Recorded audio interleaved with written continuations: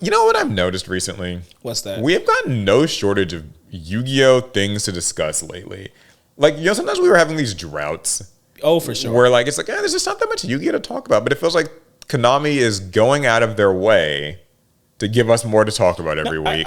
I look at our stories. It's kind of like food, and the pod is like the table. I feel like Konami has been putting food on our table as of late. Whenever I think not a lot's happening in Yu-Gi-Oh, Konami's like, let's blunder this. Yeah. Let's add this. Let's change that. And it's like, okay, that's great. Put it right on the table for the pod. We eating. Yeah, because there's certainly a lot. But before we get into all of that, check out our brand new silver play button for APS amplifier, but for more importantly, the Pot of Greed. Yeah, here, hold out on your camera so they can see it. Yeah, yeah. There we go. Maybe they this is can our sort of silver see the play text. button. I had to get the glare off of it. If you can see the text, it says APS amplifier X Pot of Greed. That means that's you guys. That's us. That's what we did. 100,000 subscribers on this channel. I'm not going to lie. Did not expect that to... I guess I'll just leave it here. Did not expect that to happen. I really didn't. We just started, APS amplifier. Or at first it was like Team APS Plus. Yeah, and it was kind of like a dumping ground for videos that we didn't think should be on our main channel. And it still sort of is that. But we also have the podcast now. We've got channel members now. And remember, with that in mind, we put the podcast here because we didn't think it could be on our main channel. Yeah, we didn't think people would care. And so now it's here. But people do care. And so we just really appreciate that, just all of that support. Everybody who has subscribed, watches every week. There are actually some really great videos that we now have planned for this channel too that are in the works this week. So we might as well. We hit 100,000 subscribers. We gotta come up with a real content plan for this now. I know, which yeah. Feels really, really late, but a little late in the game. But seriously, thank you guys so much. And also, like usual, put a 1 in the chat. One's up. If you are watching the YouTube premiere. And if you gang, rise up. And if you're listening afterwards, that's okay too. Just leave a thumbs up on the video, leave a comment, let us know how your week is going. Okay, we will not dilly-dally any longer. We must immiserate you all with the Yu-Gi-Oh news. That boy's used immiserate. I've only read that. I didn't know how it was pronounced until now. Oh, wow, okay. Wow. So, before we get to the big story of the day, which we all know what that is, I wanted to first talk about the Fallen and the Virtuous episode 2 of the Yu-Gi-Oh! Chronicles saga. We didn't get to really talk about that last week. That's true. What did you think of this?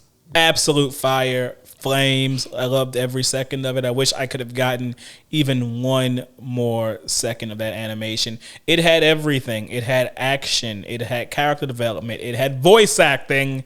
I know. They really, it's kind of crazy because it almost makes the Sky Striker anime feel like it was just maybe the pilot.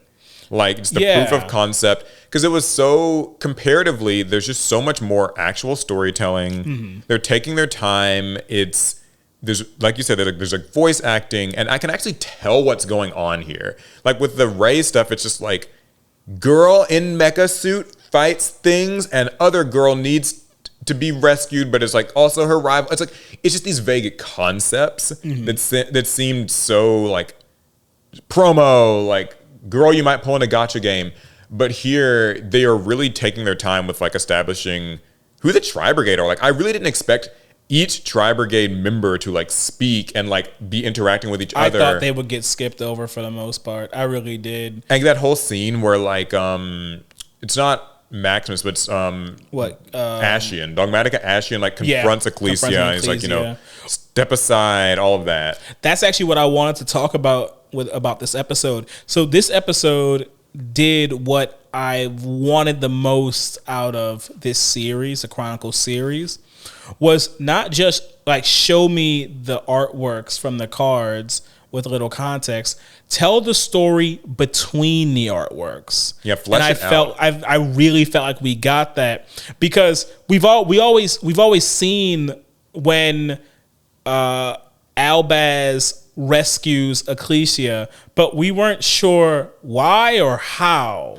Right. And also like it's always unclear, like how exactly did like Albaz transform too, because that's kind of what immediately follows. Idea why. Like Ecclesia spares him, and then like he sees her being threatened, so he jumps in front of that like evil portal that like Ashian makes, and so that like it turned him into Brigrand. And I thought that was interesting too, because like we might maybe get some more information next episode. Now I have faith that they might actually investigate that. Why did he turn into Brygran? Was it just because the Tri Brigade were nearby? They said that they have some sort of a like quality to them too. Like it finally has me thinking, and that's what I like. Like I like that we're getting material here. Mm-hmm. So, like A1, I am super excited for every episode. Now I'm gonna cry when this one's over. One last thing I also love too is that it seems like, because I wasn't aware of this, it seems like Shurag and Fleur de Lis just have like one of those on-site rivalries. Oh yeah, no, it's definitely it's like that. It's one of those things where it's like, okay, the Tri Brigade are sneaking in, and Fleur de Lis sort of sees this threat and she goes to apprehend it, and then Shurag just sort of shows up, and then it's just like you throw hands. They gotta throw hands, and so then they just get distracted and start fighting. I don't know. I like. I mean, I'm sure characterization that was a part of the Tri Brigade's plan. Shurag's role is to distract Fleur de Lis so she can't interact with what the Tri Brigade have going on. Yeah, because they're trying to free their captured comrades. Mm-hmm. But like Fleur de Lis forgot about everything else when she saw Shurag. So like they've had this fight a few times, and she wants to. It's very Goku Vegeta, very like All Might All for One, like where he just like in the last season where it's just like. He's trying to get somewhere else, but All Might shows up and he just can't resist. It's like, we just got to fight. Gotta scrap. So I don't know. I liked it. I thought it was really good. Props to Konami. See, I can say good things about them. I don't know. See, there you did it. Now they're gonna say we're glazing them. Yeah, well, don't worry. That's going to change here in a bit. But before we get into that, they did show these new Nike x Yu-Gi-Oh! Well, they didn't actually show them, but the Nike x Yu-Gi-Oh! Collaboration is happening. Mm-hmm. They initially, they announced it, and they showed at San Diego Comic-Con these two promo cards, the Winds of Victory, and I don't actually know what the translation for the trap card is, because it's apparently in Japanese right now. I did have it. Wait a minute. Let me see if I can find it again. I was really excited for the Yu-Gi-Oh! Nike collab because, well, I'm not the biggest, sneakerhead. I do like collecting my shoes, especially like collaboration shoes. Yeah. And, Joey's shoes have always been, they've kind of been the flyest in the crew since the beginning. What I like about this is that the Winds of Victory card is just like, it's his shoes, but the one where like the knife is stabbing into the shoe is a manga reference. Yeah, directly in the manga where, It was Joey had finally gotten his hands on these shoes. I forget what happened. Was there I think there was a wager involved? I see just with this manga panel where like this guy he's stabbing them. He has it's like coins in his hand, or I just remember the fact that Joey, despite the shoe getting stabbed, he actually kept them and the stab wound actually made the shoes more valuable to him. Yeah. Despite, in today's sneaker culture, if you stab a shoe, it's not going to add any value to it. I mean, I guess if the knife stays in the shoe, it could be like a thing. I mean, it could be a strong image. Look, if I get a pair, I'm not stabbing them with a knife. Wait, maybe. Maybe there's one that comes with a knife already like inside. It's already a prop. Something I was going to say about this that I like so much, too, is that seemingly these are going to actually be his shoes and not just, it's a generic, pair of Nikes with a blue eyes on it. Because that's often what they do with these sort of collabs. True. It's it's their same regular shoe, like those ones on Shopee Yu-Gi-Oh, where they kind of just screen printed a monster on there. It's fine because that's how they did one with Black Rose, and they did one with Chimera Tech over Dragon recently, and those are fine. But I do like the idea of they're recreating a shoe that was from the manga. Which it's funny since Takahashi basically just ripped off the Air Max 95 design, threw them on Joey's feet, and then someone said, isn't Joey wearing Air Max 95s? Yeah. And someone called Nike. It is interesting that it took this long for this collab to happen, honestly. I mean, we're in the age of collabs now. Every anime brand's going to collab with every type of brand possible. There will be shoes, watches, purses. Yeah, cologne, I saw some place that was doing perfumes. like rings or something for Yu-Gi-Oh, and that was officially licensed. Yu-Gi-Oh rings. Yeah, it was something like that. I wish never I'd been a ring saved guy. it. I don't even know if it was official. It might have been like it's a thing on Instagram. No, I mean, a lot of those collaborations you think are fake are actually official. That's true. They do tend to be like, They're pretty liberal with those licenses. yeah, they've been like licensing stuff out. So As long as you just use the very unaltered, like sterilized look they send. Yeah. well, recently they seem to be even opening that up a little bit. Like a little bit of creativity. Because I remember like the early Yu-Gi-Oh! Hypeland shirts and stuff where it was just like anime image of character. Yeah. That's all you get. So they've been changing that. Okay, last thing before we get into the big one is starting yesterday, or it'll be 2 days ago when you're hearing this, Konami's revealing 2 cards each day for the 2025 Mega Packs. They're going to reveal 3 on weekends. So we're getting to basically see what some of the cards included in this year's Mega Packs / tins are going to be. And the first cards that they revealed were Dominus Purge and Dominus Impulse, which is huge. That's such a big deal. Those cards are really powerful, and they're also both secret rares. And like Impulse is like $90 or was like $90 at a time. Purge is like still like 40 or something. And pretty much any given Yu-Gi-Oh deck these days is running one of these cards. And so like that's a really good reprint. Actually, really is. We've always said how the Megatins don't have reprints that are worth it. Well, at least they're starting off strong, right? Yeah, these are starting off strong. They also revealed Shining Sarcophagus and number 90 Galaxy Eyes Photon Right, Lord. that's less strong. Definitely less strong. Less strong, but still pretty cool in the sense that, the Shining Sarcophagus deck had a bit of a price on it. I think just kind of the Yugi tax, like the anime character tax. Because I think for the most part, it wasn't highly valued. It wasn't. The set went out of print. Yeah, it wasn't super highly valued, but yeah, like once the set's away, it can get kind of tough to find those things. Photon Lord did already get a reprint in like that. It definitely needed that. In that Battles of Legend terminal thing from last year, but I don't think anyone's going to complain about more. I do have one sort of small gripe about these 2025 Mega Packs, though. What's that? They are printing, you're getting Starlight rares in each pack, actually.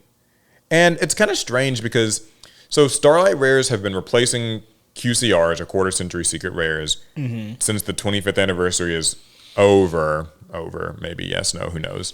But basically over, and now they've brought back Starlights, but they've replaced them, so like Starlights are coming at the same frequency that a QCR would in a mainline pack.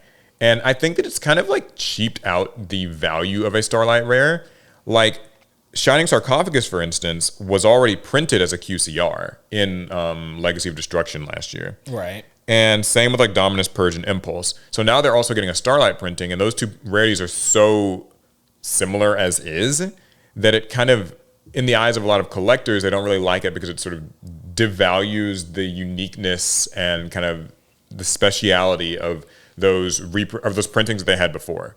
I mean, you can go back. You can go back in time. I'm already on record saying that I hated the QCRs for multiple reasons. The main reason being their frequency and how aggressively they were used. I felt like that made the rarity cheaper, and I felt like it was not a worthy successor of the Starlight rare, which I really did like. I was glad to hear Starlights were coming back, but then I found out that they were getting the exact same treatment as QCRs, so that was a bummer. Yeah, it feels like it's not. But it's even worse now. I just don't think you should just have Starlights. Yeah, I think that they are pimping the rarity out to a degree that maybe internally that's been a successful metric for them. Like maybe people really have like enjoyed getting QCRs of everything because they did all those rarity collections and stuff. I just think like you gotta have, your game needs to have something that feels exclusive. Because let me be clear, I'm all for reprints. Right, I think that Dominus Impulse, Dominus Purge, those are prohibitively expensive and they need to be reprinted. The thing is, they should be printed like in a reprint set. Those need to be printed as like commons or maybe like supers or something, because people just want the cards to play them. The fact that they're a Starlight rare in this product means that they'll still be kind of tough to pull because it's still going to be like a mega pack, which means there's going to be like 300 cards in it or something, and it'll be tough to pull them. So wait, they're only available as Starlights? Yeah.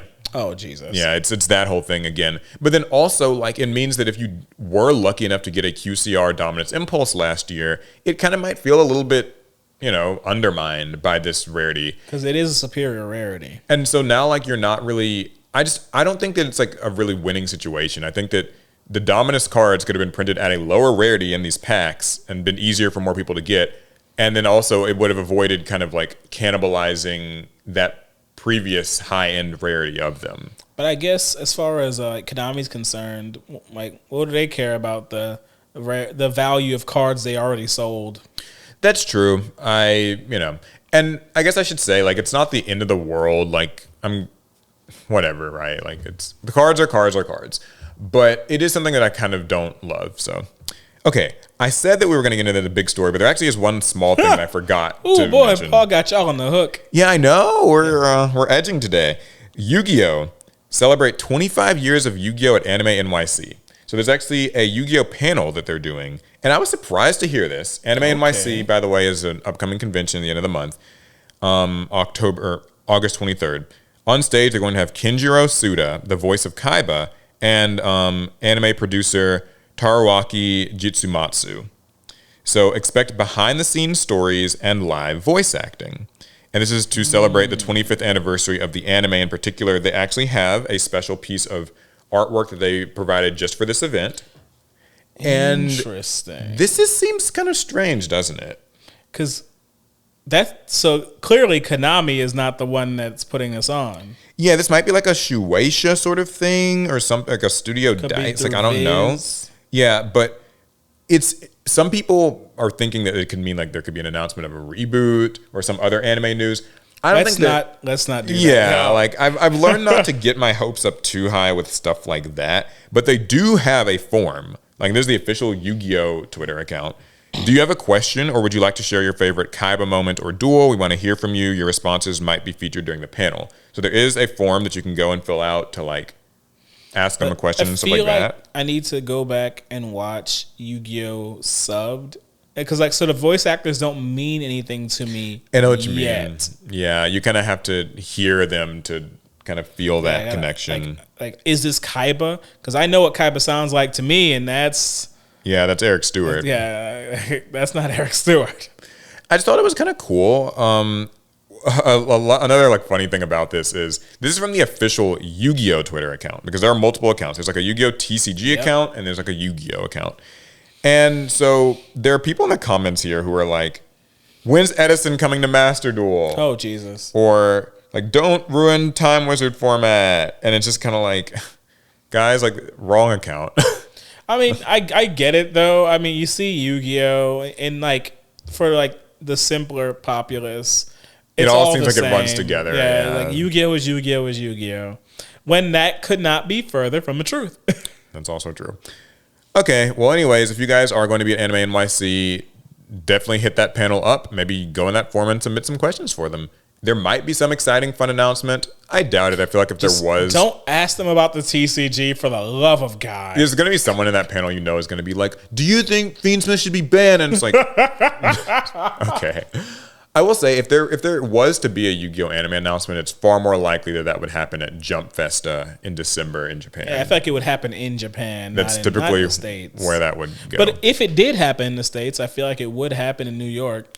I mean, I heard that there were like rumors about a Yu-Gi-Oh! Reboot or something, but there's always kind of... I love starting rumors like that. I'm so glad that it somehow reached you. Yeah, I saw something. I don't know. I just be on the internet starting rumors, y'all. Anything that sounds even that people want to hear. Yeah, it's that one. I heard from my my cousin who works at Shueisha that Mr. Konami told me, it came to me in a dream. Well, anyway, so this brings us to the main course. But before that. What? Oh, okay. No. Okay. The entree of the podcast. So Konami updated the event FAQs for Duelist Advance Regionals, as well as the upcoming Worlds qualifier. And they changed the time rules or end of match procedures. So this was a big talk of the town, because here's what they said. First of all, they increased the length of rounds from 45 minutes to 50 minutes. Okay. In addition to that, they say that if the match does not finish within 50 minutes, the result will be a double loss. So basically, when time ends in a round, a match is over. Neither duelist may begin or continue any action that would take place in the game. If time expires and the match is not finished, it will be a double loss. A match is considered finished when one of the duelists has either won 2 duels or lost 2 duels. So, there's so much to break down here. But we're not going to break it down yet because I know there are people screaming in their seats right now. Yep. This got reversed. Konami went back a few hours later and made a post saying that this was made in error. This was not supposed to be like updated. We, retract all of it. But then they said they're still planning on implementing these policies to official like regional events later this year, though with possible reconsiderations depending on how it maybe works out at Worlds. So that's the full story. Basically, we kind of got yanked around a little bit. As they do. Yeah, Konami's good for that. It reminds me eerily of the Edison sort of time wizard thing. Wasn't that just last week? Yeah, I was going to say, like, someone's paralegal needs a stern talking to, because I feel like this year they've been like, they'll publish stuff on that site and then like be like, oh, whoops, sorry, didn't mean to. I actually saw on the official Duel Links Twitter, they accidentally posted the post of like the Mega 10 reveals for like Dominus, Purge, and Impulse, and they took that down because it's like on the wrong account. So something crazy is happening at that office right now. Their social media person must have gotten fired. But anyway, now that we've got all that out of the way, we can talk about this policy that will seemingly be coming to the TCG at some point in the future, which is increasing round timers and also introducing the concept of a double loss, where if the time ends, we're not doing that whole like phases and no phases. Higher life points thing. It's over, and if we haven't reached a conclusion in the match, you both lose. What are your initial thoughts? So my interpretation of the rule set's a little bit different from what I've heard a lot of people say. The way I looked at it was, let's say Paul and I are mid-match, right? If Paul wins the first round and time gets called during our second game, then we both receive a loss for round 2. And because the rule says that the match can only end when someone's either won twice or lost twice, then I would lose because I've received 2 losses. Once for the first round and then once for the second round. So that makes Paul the winner. I think a lot of people have interpreted it as if time gets called at any point mid-match, regardless of what the first round's result was, it's an immediate draw, essentially. Well, a double loss. A double loss, yeah. It's an immediate double losses, and I just don't think that's the intention behind the rule. We have gotten clarification that is what it is. Okay. Yeah, okay. I saw there was somebody was saying from the EU side for Worlds, like it is, if time gets called, you both get a loss on your record. Yeah, in the law, you get it. Both of you get it, and column. nobody gets any points. Because, like in Swiss, it's like winning gets you 3 points, draws are 1 point each, and a loss is 0. No more of that. It's just someone either wins and someone loses, or you both lose. And so the initial reaction that I've seen from people it's been mixed, certainly. I think some people think of it as a good thing, right? Like play faster. It should encourage you to play faster, be more, familiar with your deck and your matchup so that your matches can end. And it also, they maybe like it because there's none of the cheese strategies of we went into time and I just burned you with something and now I have more life points than you. And so I kind of get this unceremonious victory over Alec, who was in a winning position but just had less life points than me. Because we know in Yu-Gi-Oh! Life points don't really tell the story. On the other hand, though, some people have seen these as a real threat to, I guess, tournament integrity, because let's say that you and I are dueling and I won game 1, but the game kind of went a while. Maybe it went 30 minutes, 35 minutes. We had a long game 1. Apparently those can happen in Yu-Gi-Oh! Today. And then in game 2, you feel that you're not going to be able to beat me, but you can say, well, I'll drag you down to hell with me, and I'll just prolong this game somehow, And now, out of spite, you have caused both of us to lose. And that is the scenario that some people are envisioning where, people are going to kind of do these like these kamikaze attacks almost, where just someone can drag you down. And those are the sort of two main warring opinions I have seen. With that interpretation, that rule set, I truly think that's exactly what will happen. Okay. Like, card game players don't owe you anything. When you're sitting across from someone and you're playing a match, if you win but you can't finish the match fast enough, they'll gladly drag you to hell with them. I've not yet met a Yu-Gi-Oh player or any card game player who, out of the kindness of their heart, when they're down and out, will allow you to finish them off if they know they could drag you to hell too.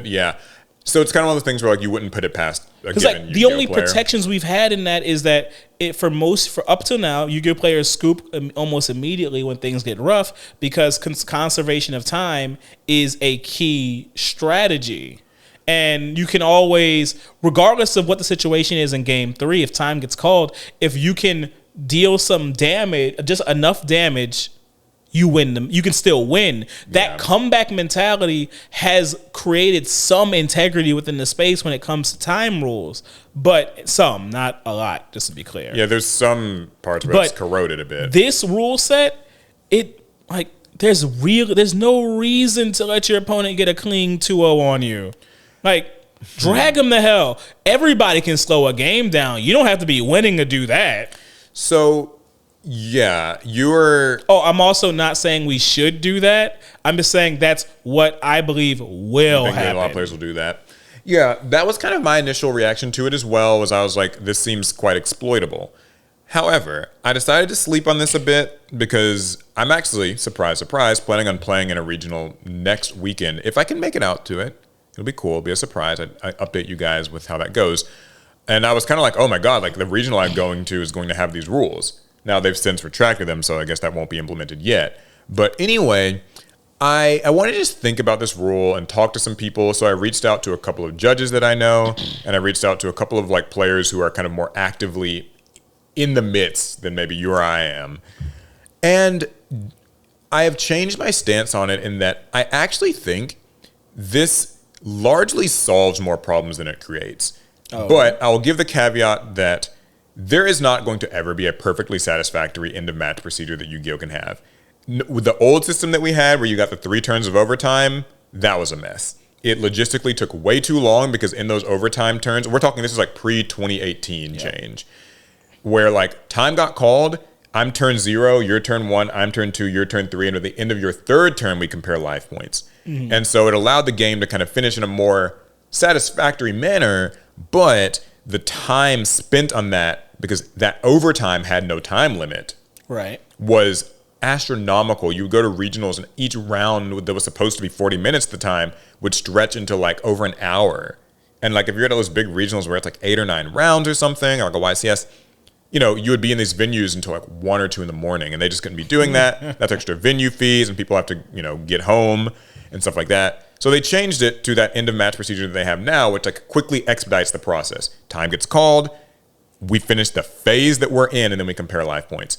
But that was not perfect because you could cheese for like burn damage, and also it kind of, some people felt it would reward you for, okay, I'm going to take a long time side decking right before game 3, and then we'll start game 3 with just a couple minutes, and if I'm playing a combo deck, I can just play a long combo and you won't get a chance to do anything, and I can get like some burn damage. Fiendsmith Lacrima, Vanquish Soul Heavy Borger. I remember early on people were taking fucking Firecracker in decks. Whatever just it takes. Anything to kind of get a little damage. And there have been more and more archetypes in Yu-Gi-Oh! Now that are building in those like burn or life point gain effects. And it's not even like a significant amount, just enough so you can win in time. Exactly. It's like anything matters. People complain about like not Ghost Bell, but Ghost Sister Spooky Dogwood, because like she can kind of exploit that. It was an imperfect system. This new system is imperfect as well, because that scenario that you're describing, a lot of other people have also felt that way. Like they feel that it's going to kind of cause these spite players. But here's the thing. First of all, they have now increased the timer from 45 minutes to 50 minutes. And it's my firm belief that if you cannot finish your match of Yu-Gi-Oh! In 50 minutes, you probably both deserve to lose. Dang. But, you know, like in a serious way, though, like you're playing in a tournament, and I think everybody's kind of playing with the intention to win. I think that there will be people who early on try to exploit this. Like, I'm going to be kind of the guy who just drags people's records down. But there actually isn't a tangible reward for doing that. Like, I could drag Alec down with me, but that doesn't actually improve my record. Second of all, though, if you let the turn, and someone raised this point, and I hate to say it, it's a really good one. If you let the timer get to 50 minutes after I won game one, right? And I won with like 20 minutes. And so we have 30 more minutes in this round. And we're playing, and Alec is like, okay, I'm going to stall you out. And I let it get to 50 minutes, and I never called a judge once. That's my fault. Judges exist for a reason. If you sense that your opponent is slow playing, you are actively encouraged to call a judge on that. Like, there's this thing in Yu-Gi-Oh! Where I feel like people, and I observed this at the YCS Houston I went to before, and also when I went to Nats, and like overheard people talking about their rounds. There's this thing that a lot of players will sort of do where they will let the worst happen to them and then complain afterwards. He sharked me, he slow played me. Okay, and my question then is, so when did you call the judge? And their answer tends to be that they didn't actually call the judge. It allows you to play a bit of a victim mentality where you're like, I was in some way hard done by. My opponent did something to me that, like, they tried to shark me, they slow played me, and you let it happen. Like, judges are more reliable than I think they're given credit for. If you actually have reason to believe somebody is slow playing, you can, like, they can just get, you know, penalties for that. And I think that what it's going to largely come down to with these new rules is people are going to have to be more prepared, like be more comfortable with your deck and the matchups you expect to face, play more briskly, and, you know, if something happens, call the judge, do what you're supposed to do. That's kind of what the judges are there for. Okay, I've gone on for a while, so. I just think the issue is Yu-Gi-Oh! Players and most card game players really are non-confrontational by nature. I don't think you get into card games if you're a very confrontational person. Mm-hmm. So I think that's why you have a lot of cases of people letting their round end, and then my opponent kind of cheated. My opponent sharked. My opponent was slow. Yeah, this weird like plausible deniability thing. You know, to call the judge in your opponent's face, in some case, you know, many people look at it as, oh, well, that is me saying my opponent is a cheater or a liar. And like, how many people have you looked in the face and called them a cheater or a liar? Like, it's not the easiest thing to do. So my rebuttal to that would be, okay, like, too bad. I mean, you have to kind of get with it, right? Like, you're at this tournament, you paid to be here. The judges have a job. It's like nothing personal. Now, I'll say this. I don't like when games have to come down to what feels like these like moral decisions that you have to make as a player. Like, you know, oh, I could have caused a draw in round 9. And I might have made day 2 at the YCS, but like it was only a chance. And if I did that, then they might not make, you know, all these things. I like the idea of a game ending resolutely, right? Like we get to play our Yu-Gi-Oh! And we get to come to an actual official ending. It's just that like there's nothing perfect. And I think that this actually eliminates the burn problem that, in my opinion, was just worse. But that's the only... You said it solves more problems than it causes, but you've only said it solved the one problem. Yeah, so there's the burn problem, but also I think that there's the issue that people have with ties, which is that intentional tying is a very common practice, especially like at, you know, high level. Like we might make day 2 if we intentionally tie to like both get the 1 point thing. Can't do it anymore.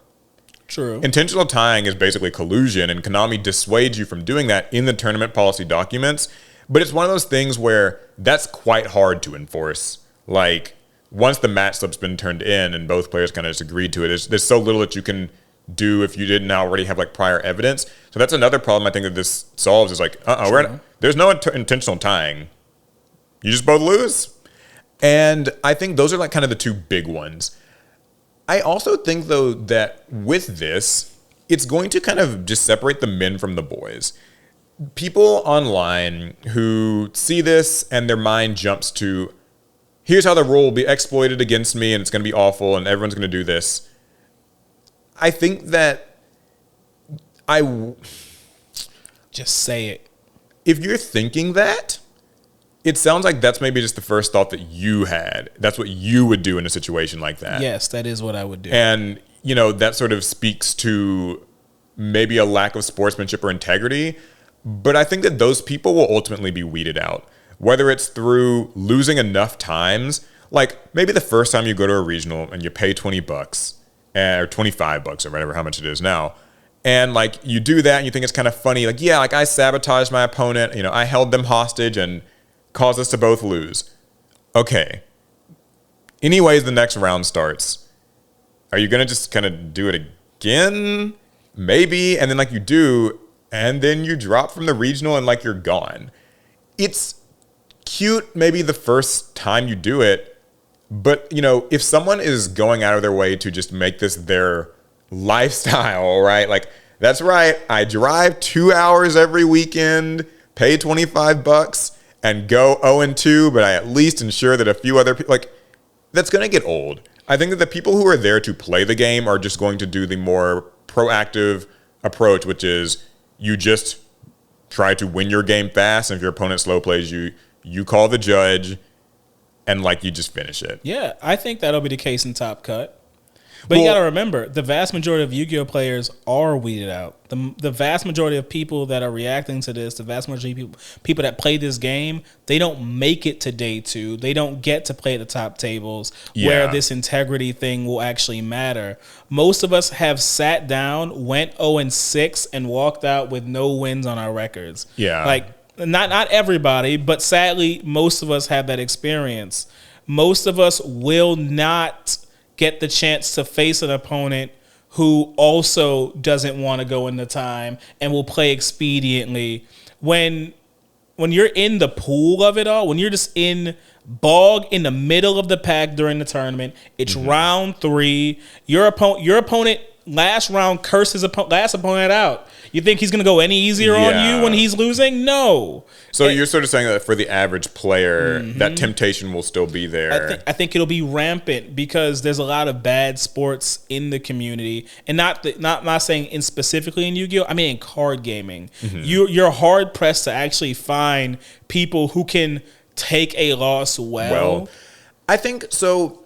But we also have a community that's used to scooping in games, and I don't know if they'll immediately be able to shift. Like, so there's sort of a thing in like a lot of fighting games, like platform fighters in particular. Smash Bros has this issue where, like, in theory, because of like the way that time rules work in Smash, like, you know, when time gets called, whoever has more stocks automatically wins. This is in competitive tournaments, and then like if the stocks are tied, you compare the percentages.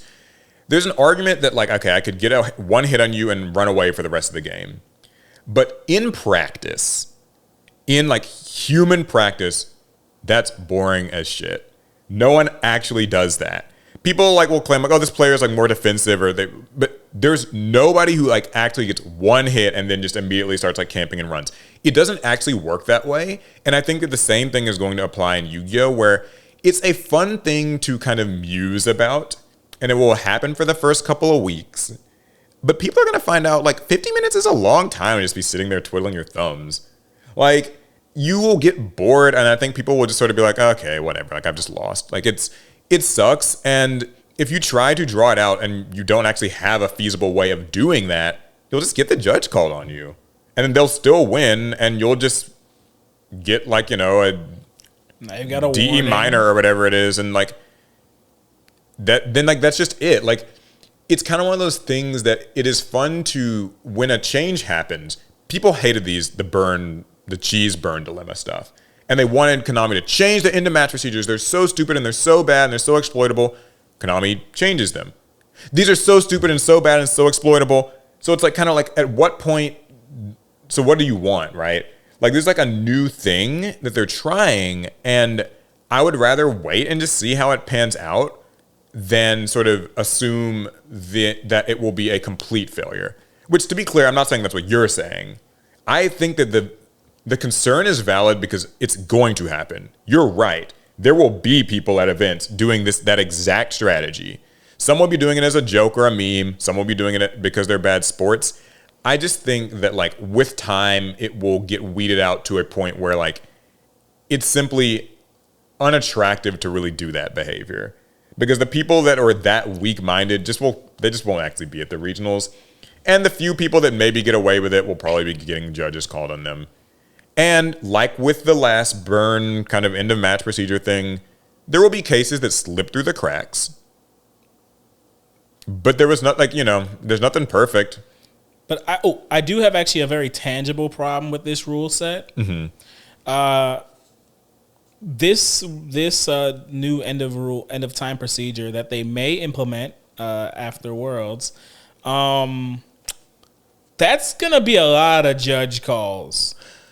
Like, yeah, there will be a lot. Like, I know, like, there's the idea that we'll weed people out that actively do it. But, if you're playing a competitive match and let's say your opponent isn't even slow playing you, because you now have the fear of getting the double loss at the end, you're gonna be more likely to scrutinize your opponent.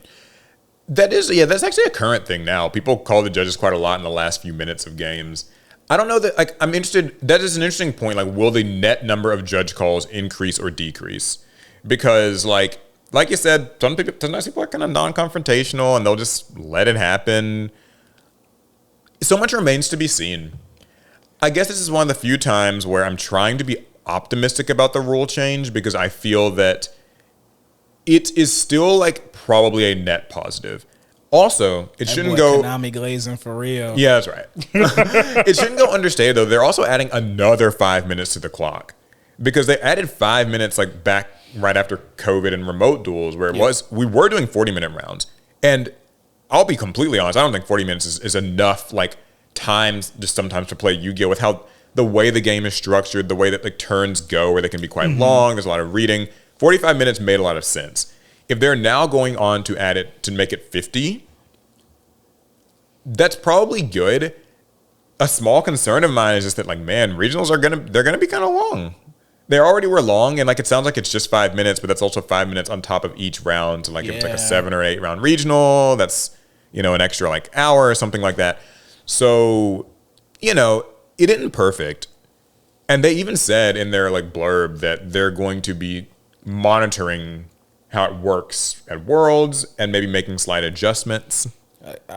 I have the solution that, that everyone's too afraid to admit is the solution. Mm-hmm. And it's only because I've been playing these other Bandai card games. Yu-Gi-Oh! Should just go best of one. And this isn't me. I'm not Master Duel pill. This isn't because I love Master Duel so much. It's just, boy, best of one really moves the tournament along. Like, that's true. You'll get in. You'll get in and get out before lunch. I'll tell you one thing. When I was playing in those Master Duel remote, like, things, like those Challenger Cups and all that stuff, those Shadow Duelist things, those rounds go so fast when you're playing best of one. Like, yeah. Those rounds, actually, I don't even know, like, I think it was like best of one up until top cut, and then they did best of three. And it was also best of one with, like, a 25-minute timer. Like, it was pretty fast. It was very fast Yu-Gi-Oh! Yu-Gi-Oh! But I will say, like, there's, like, outside of all the sort of what I hope are more rational-ish arguments I've had in favor of this thing, the true, like, sadist in me just says, like, I kind of like the idea of, like, adding some spikes into the pit. Like, just, y'all can't finish this round, tough luck, you both lose. Like, you know what I mean? Like, it's just, this is me, like, just separate this from anything I've said about, like, oh, the rules might be good or bad or give them time. I'm saying I just think it's funny. Like, you two are both just going to play over the flames, right? Like, you chose to play this hellish game. This is, like, what you get for it. Like, Yu-Gi-Oh! Is hard. It is unforgiving. It is difficult. You have to bring so much preparation to the table. It's so much execution and performance. And now, on top of all the mental stack that it takes to play Yu-Gi-Oh! And there's plenty. Guess what we're also doing? If you can't finish in time, you both lose. Though I do think there's something so sick It's sinister. If you play in a tournament using this rule set, and then your opponent reveals like their first card, and it's a pendulum deck you've never played against before. Yeah. I do wonder Hello, double loss. I think that for people who want to, like, I guess, get the most out of these rules in a more upstanding way, we'll say, I think fast scooping is now more encouraged, and that is one other thing I don't like about it. Because I'm kind of more of a fan of, like, play out the duel if you think that you can win it. Like, if I think that there's a chance that I can beat my opponent, I don't want to just scoop. No, I think the strategy. But I think the strat's going to have to be like you scoop. Play game one. So if you're going second, right? You play game one long enough to figure out what your opponent's like strategy is and some of their like tech choices and ratios. Then you immediately scoop, assuming you have a side pattern for that deck already, and you plan to win games 2 and 3. You just don't. Game one is a scouting round. If you're going second in game, unless you're going second deck. If you're going second in game one, you scout, get some information, scoop, and then aim to beat them games 2 and 3. That's just how it has to go. I know you were saying that it'd be interesting if Yu-Gi-Oh! Just went to best of one. My similar hot take I'll raise you is I think they should, if we don't go to best of one, I think they should get rid of side decking. I actually think that's a hot take. I'm willing to go into detail with that in a future podcast if people want to hear it, because I do think that I have like some somewhat reasonable arguments for like why I don't like side decking, and I've heard players talk about this, but I'll save it because we actually have, surprise, a second very controversial Yu-Gi-Oh! Story. Oh, yeah. Yeah, you thought it was only one, but as this podcast already loves AI stories, this is a perfect blend. So, Alec, I have a question for you. Do I want to answer? How much can AI excite duelists? It shouldn't. That is their unless it's the AI from the Addict Nisters. Yeah, that is their official blurb for. I'm going to play this also for people who are listening. So, an understanding of over 12,000 cards. I know about 12. Through learning from countless simulations. Imagine new excitement. AI live project launched.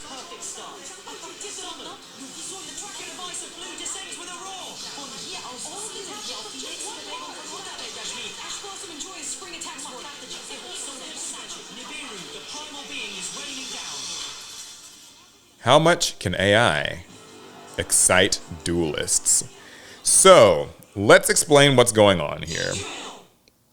In Yu-Gi-Oh! Master Duel, they've been working on an AI project. This is actually something that they sort of teased last year at Worlds. Yep. The way that it's going to work, at least as it's being implemented this year at the Worlds thing that's in Paris in a few weeks, is you will have the option to listen to automated commentary over the games that happen in Master Duel Worlds competition, and it's generated through AI.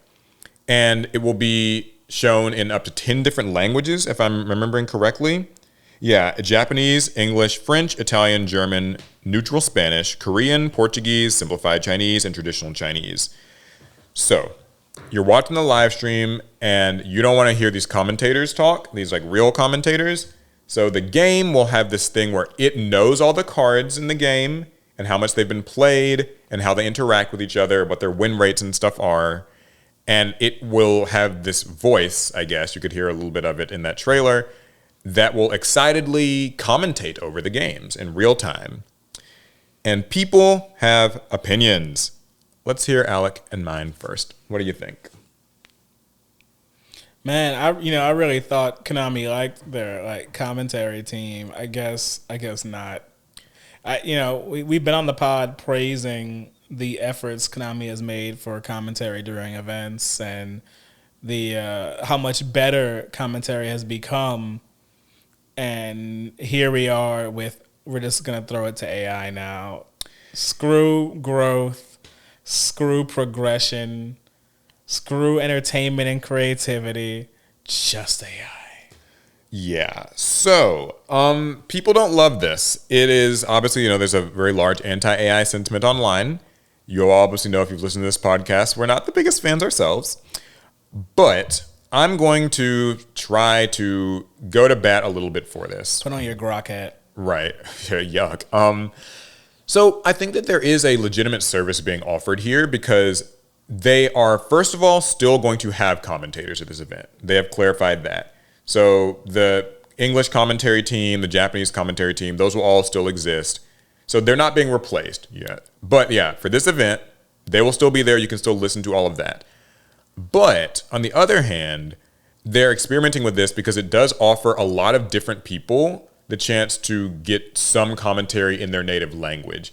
Because the people who are playing at Worlds come from all these different territories, and there's somebody who speaks Portuguese, and there's not going to be a Portuguese commentary team. Okay, but they could learn some English or Japanese. Like those are two big languages. Those are the only two languages that exist. I don't know, those are some popular languages. Maybe everyone in the world just learns either English or Japanese. So the benefit here, of course, being that I am joking. Yeah, more people can enjoy listening to the matches unfold in their native language, especially because they will be rooting on a team that's from their home country or territory. Right. So I think there's some immersion being offered there. Right now, it seems like something that they're just doing at this event. I know people for a while thought that was just going to be a feature in Master Duel, and I suspect it probably will be in the future, where they'll add it just in game, where if you want your games to be commentated on, I guess you can have that. As for how cool of a feature it is, I'm torn. Because part of me thinks that as a kid, this would have been a really exciting feature to have in a video game. Have you ever played the game Pokemon Battle Revolution on the Nintendo Wii?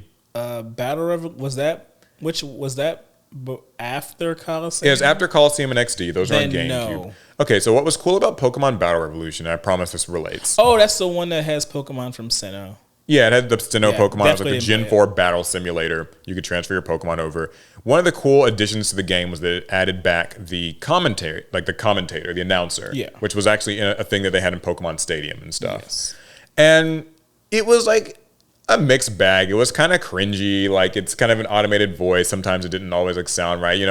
Lucario suffers from paralysis type of thing. Yeah. It's kind of just two stitched together voices. But as a kid, I just thought for some reason that was the coolest thing to me. Doing your Pokemon battles in these stadiums, the graphics are obviously way better. They're in 3D. And then you have the announcer just, Groudon still asleep this turn. It added just this grandeur and presentation to it that I thought was really cool.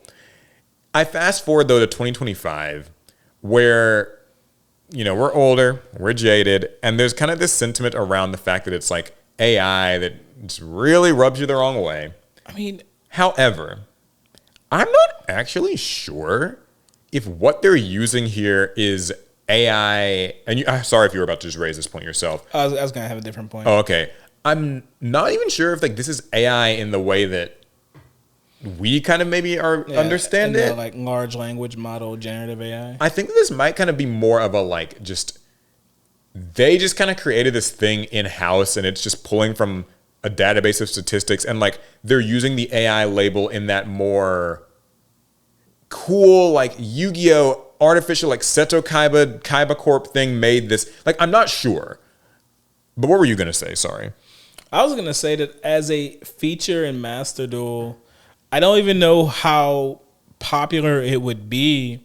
I play Street Fighter 6 specifically, and that game launched with its own built-in commentary. Yeah, from Vicious. And I could actually count on one hand how many times I've someone actually wanted the commentary enabled. Yeah. Pretty much every single time I've ever played Street Fighter against anybody, they've turned that commentary off. And if it was on default, if it was on by default, on a new system, they turned it off pretty much every single time. Yeah, it's a fun novelty, but I think the first time it's oh, that's cool and novel, but I think people just really want to lock in. They don't need these pre-generated scripts because in fighting games and even in Yu-Gi-Oh! To some degree, you're going to play the same character and moves over and over and over and over and over again until they get to the point where they're not saying anything new or unique. Now, I guess the idea, but if it were truly generative AI, it would find a somewhat unique way to commentate over every moment. And I don't think that's what this is. I don't know if it actually will do that. It's not impossible. I just don't know. Yeah, I think that was going to be my next point. Is I think that especially with how busy of a game Yu-Gi-Oh is, like so many cards get played. I'm like, it's gonna have to make some calls on what it's actually commentating on, because when we have these chains that are just kind of resolving in routine fashion, they're so long. I would hate for it to like hear like Tearlaments Sheeran resolves, Tearlaments Havness resolves. Like it has to say like these things like for each card. So I think that it'll probably be limited to maybe the more like high usage rate cards get kind of called attention to those. And it's not going to talk about every single one. 12,000 cards. Yeah, but that might just mean that it kind of knows how they interact with each other, and it might like I'm not sure. So that's why I'm holding out a bit on like saying this is an outright bad feature. But I think you're 100% right. If this was like a feature in Master Duel, I would enable it for like maybe 3 games. Probably get sick of it, turn that shit off. And just go ahead and turn it off, Chief. Because like commentary is cool, and live commentary is even cooler. But there's usually a person, a character that's associated with that commentary. A disembodied voice that you have no connection to does not actually elicit the same response as real commentary does. I'll add to that and say that also good commentary kind of typically comes from 2 people, usually not like one, like 2 or 3 person commentary team. So that way you kind of have like a play-by-play analysis, color, these different archetypes of commentating. But also, there does need to be a story to it, whether it's a story from the commentators, like the player's narrative within the broader tournament, right? Like, he lost the finals last year. He's going to let it escape him again, that sort of thing, where that's going to vary from person to person. And then a third thing is commentary, and I'll give them credit for this. They're using this as a spectator experience, not a like thing that the players will be, I think, hearing or anything like that. Because it's like with the Street Fighter thing. It sounds cool to have like Vicious is commentating over your match, but then you realize for the people on stage at EVO, they don't want to hear like the commentary. They are locked in their headphones because they're playing the game. Yep. Commentating is literally an audience thing, not a player thing. So it's weird when you ship a game with a feature where it's like, okay, you can add in commentary while you're playing alone in your own like living room, and it's just kind of like, it's neat because you get to feel like you're at the grand stage of the Capcom Cup, but then it's like, oh wait, actually this is just annoying. Like, how many people even play a Master Duel with an audience? I mean, maybe you stream Master Duel, right? And then so that way you have an audience. But then if you're streaming, you're the commentary. Unless you're like a silent streamer, and then maybe you enable it so that... But it would still get repetitive to people, because like every Master Duel streamer would have that same commentary thing. So it's just... Well, I mean, I don't think every Master Duel streamer is a silent streamer. Well, no. But like every silent Master Duel streamer would all have that same thing. And so eventually it still begins to rot on itself a little. I don't know. I mean, like, now that I'm done like kind of being a little shill and defending it, I'll just straight up say, I think that what was a better use of this would be like, give us an AI practice partner. I think that's what a lot of people would have really preferred to get out of this. Mm-hmm. Like if you have this system that is scanning and studying all these cards and plays, I would like that to be a smart AI that I can like play test against. I can hand it a deck and I can run simulations, because that sounds like something that Seto Kaiba would do. Is like, he did that actually in an episode of the anime when he was testing Obelisk, the Pharaoh simulator. Oh yeah, he simulated 2 different duels against the Pharaoh. He did the one that was in like the first the Pyramid of Light movie. He did it. Yep. In Dark Side of Dimensions. He did it. But in the actual anime, when he first got Obelisk from Ishizu, he did the simulation where he gave the computer his 3 blue eyes, and he's had it summon Blue Eyes Ultimate Dragon, and he used Obelisk and destroyed it and all these things. So like that feels like a much better use of this super smart model that knows, what Ash Blossom should negate. Let's use it. Like I would love the ability to play against that and kind of play test hands and like mess with ratios, and maybe if the AI could even give you a report afterwards of like your own card's proficiency based on like just hours and hours of the data that is pulled from that. Something I think would be fun. I mean, it wouldn't be fun for them, is if Konami went ahead and took their like English commentary team, locked them in a room for a week, and they just recorded every single possible line that could be said in Master Duel. I mean, at least there's like it might take 2 touch. weeks. Well, I support art, and I do think commentary is a type of artwork.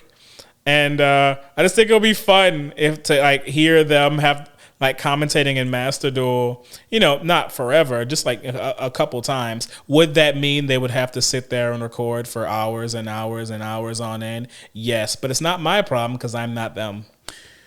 Yeah. That's the Yu-Gi-Oh! There was a lot of it. It was a lot of Yu-Gi-Oh! But that's good. I mean, look, why are we here? We're here because of Yu-Gi-Oh! Look at your hat, right? Yeah, that's true. I am the, what does it say, GOAT? Yep. Yeah, that's definitely me. Okay. There is some Pokemon TCG Pocket news that maybe you can speak to more even than I can because you play it more than me. But basically, it seems like Pokemon TCG Pocket had to pull a card design because it was using fan art. Plagiarism controversy, basically. And the company actually admitted a production issue, and so they're launching a wider investigation. They even say that new art's coming soon. This is coming to us from IGN. The Pokemon Company has dramatically pulled the design of a new Pokemon TCG Pocket trading card amid a firestorm of controversy over its apparent origins. Fans had said that the card Ho-Oh EX from the game's Wisdom of Sea and Sky expansion was based on plagiarized fan art, and in a statement issued today, the Pokemon Company essentially admitted as such.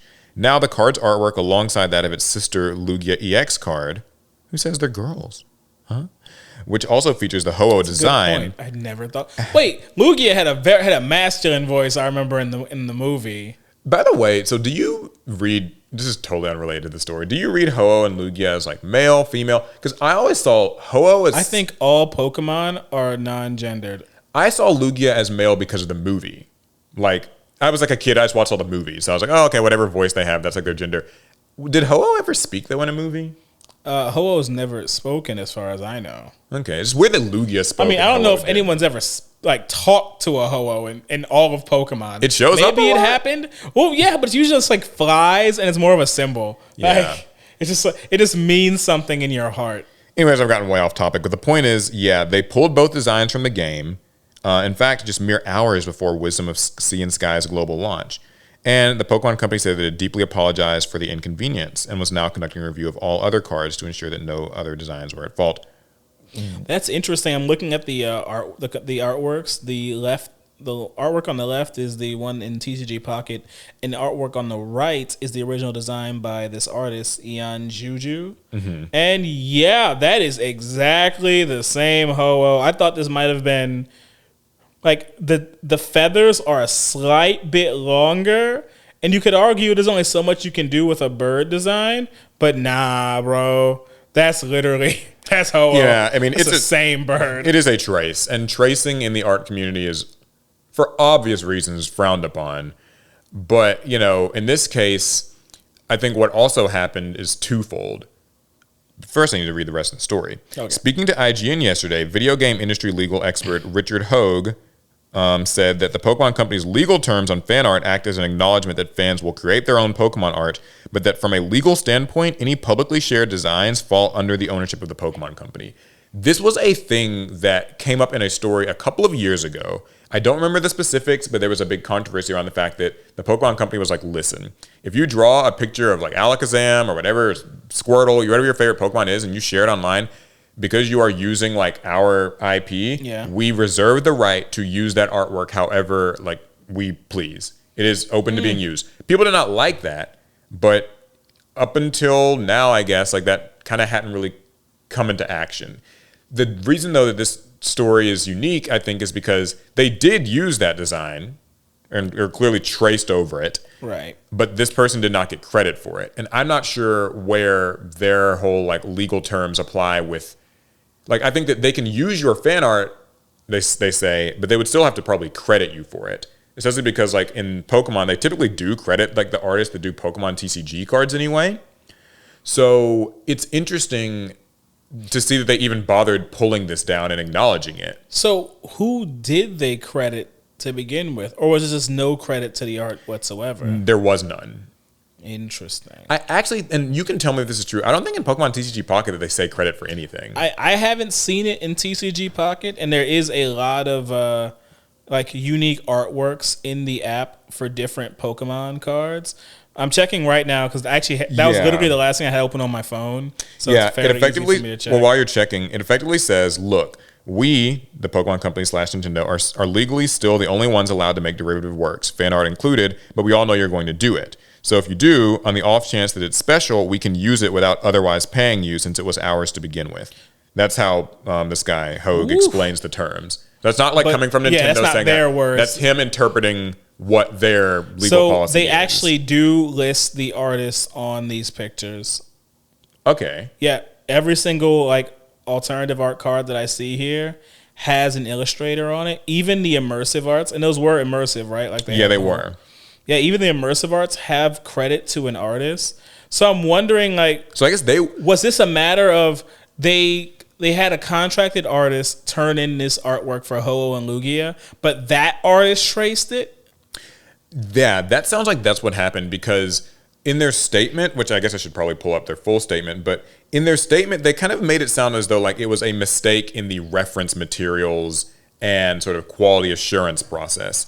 So I think what happened is what you're saying.